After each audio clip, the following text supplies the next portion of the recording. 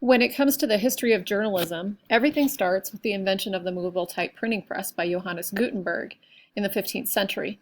However, while Bibles and other books were among the first things produced by Gutenberg's press, it wasn't until the 17th century that the first newspapers were distributed in Europe. The first regularly published paper came out twice a week in England, as did the first daily, the Daily Courant. In America, the history of journalism is intertwined with the history of the country itself. The first newspaper in the American colonies, Benjamin Harris's Public Occurrences, both foreign and domestic, was published in 1690, but it was immediately shut down for not having a required license. Interestingly, Harris's newspaper employed an early form of reader participation.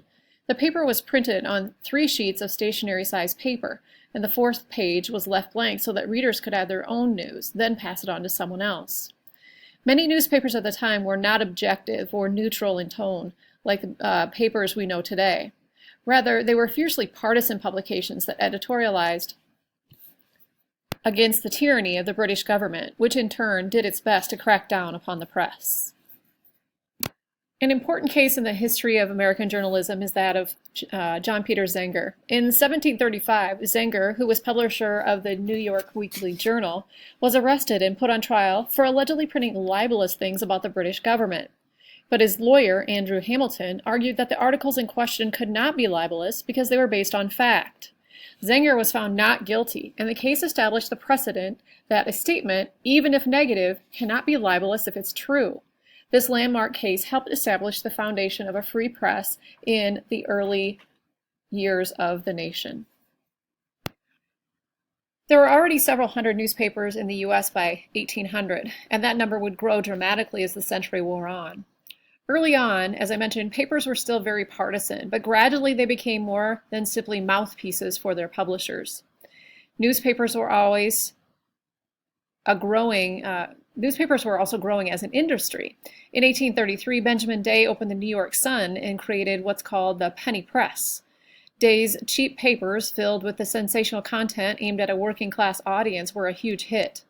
With huge increases in circulation and larger printing presses to meet the demand, newspapers became a mass medium. This period also saw the establishment of more prestigious newspapers that began to incorporate the kinds of journalistic standards we know today. One such paper, started in 1851 by George Jones and Henry Raymond, made a point of featuring quality reporting and writing. The name of that paper was the New York Daily Times, which later became the New York Times. The Civil War era brought technical advances like photography to the nation's great papers, and the telegraph enabled Civil War correspondents to transmit stories back to their newspapers' home offices with unprecedented speed. But the telegraph lines often went down, so reporters learned to put the most important information in their stories into the first few lines of the transmission. This led to the development of the tight, inverted pyramid style of writing that we associate with newspapers today. This period also saw the formation of the Associated Press wire service, which started as a cooperative venture between several large newspapers wanting to share news that arrived by telegraph from Europe. Today, the AP is the world's oldest and one of the largest news agencies. The 1890s saw the rise of publishing moguls William Randolph Hearst and Joseph Pulitzer. Both owned papers in New York and elsewhere, and both employed a sensationalistic kind of journalism designed to lure as many readers as possible. The term yellow journalism dates from this era. It comes from the name of a comic strip, The Yellow Kid, published by Pulitzer.